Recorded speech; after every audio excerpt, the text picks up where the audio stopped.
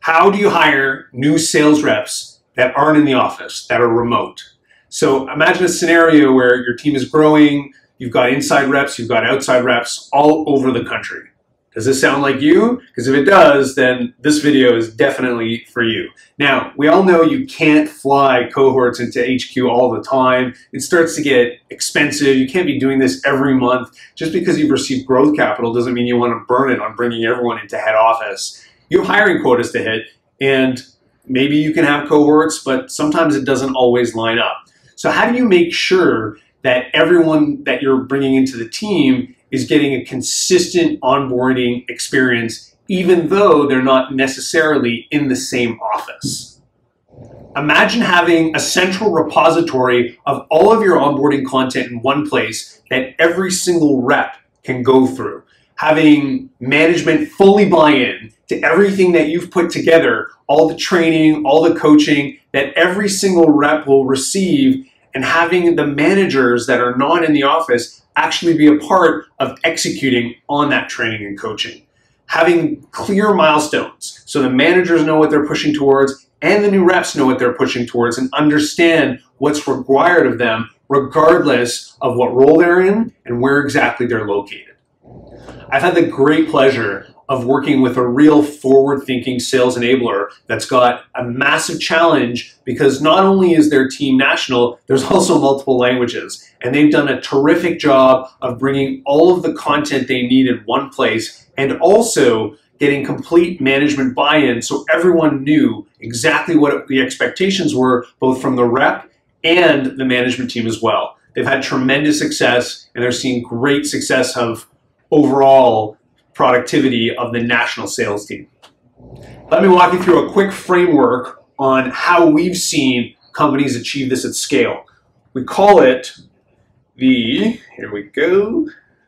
Scalable Sales Onboarding Formation. Now, it's a quadrant here. In quadrant number 1, we've got process, because you're going to need to standardize the sales onboarding. It can be by a role or by region, however you choose to do it, but it needs to be prescriptive so everyone knows and they're all on the same path. You can use, we've talked before about the profitable ramp quadrant to walk through this, but what you want to have here is it's got to be standardized, you want it consistent, and you want it prescriptive. So that's in the first quadrant. The second quadrant here is getting management buy-in.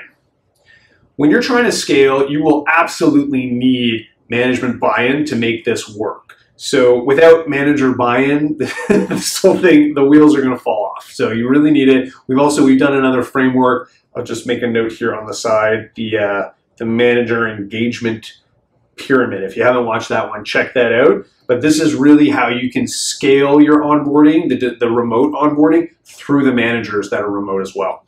In the bottom left here, we've got infrastructure. And the reason is you need a system of record that's going to just track all of this type of sales training. So, I mean, you can't scale without this. So you need a system of record. It's really a library. It's for hosting all of your content, whether it be videos, call recordings, win stories, all the things that your sales team is going to need to succeed, and they need to be accessible from anywhere because we're talking about a remote team. So that's the third piece of it. And then the final piece is the feedback loop, because you need to create here different mechanisms that create feedback between the reps and the managers. So some of these mechanisms would include things like certifications and like video practice and upload. You can have quizzes and surveys. Those are good for sort of quick, short feedback. I'm personally not the biggest fan of quizzes, but in a small scenario for quick things, I do think it's appropriate. You also want to add here the quantitative reporting. So things like, are reps doing what they need when they need it? You can do skills assessment, things, and then reporting are, having these types of reports are really great for giving the reps quantitative feedback as well. So this here makes up the Scalable Sales Onboarding Formation. The worst thing that can really happen when you're trying to scale a remote team is having either that sales leader or even just one sales enabler thinking they can do it all themselves. This is a team effort. When you've got a dispersed team, there's no way it's going to happen without a real complete vision and complete buy-in of that vision. And there's also no way for you to be able to achieve this without the right technology in your organization.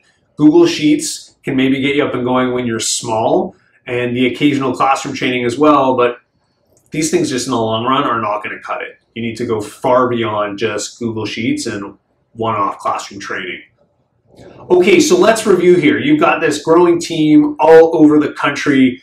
When you're trying to scale this, whether it be national, international, you've got to remember that you're going to need a lot of help to make this happen. You're going to need support from various leaders within the organization to pull this off and pull it off right. So make sure managers are fully bought in to this process and that you have an infrastructure, like the right infrastructure in place, so it's really easy for both the reps and the management that's going to be supporting them to execute on this onboarding program. Good luck with this. If you have any comments or things you want to add, feel free to enter them below. Don't forget to subscribe to our YouTube channel. We'll see you next time.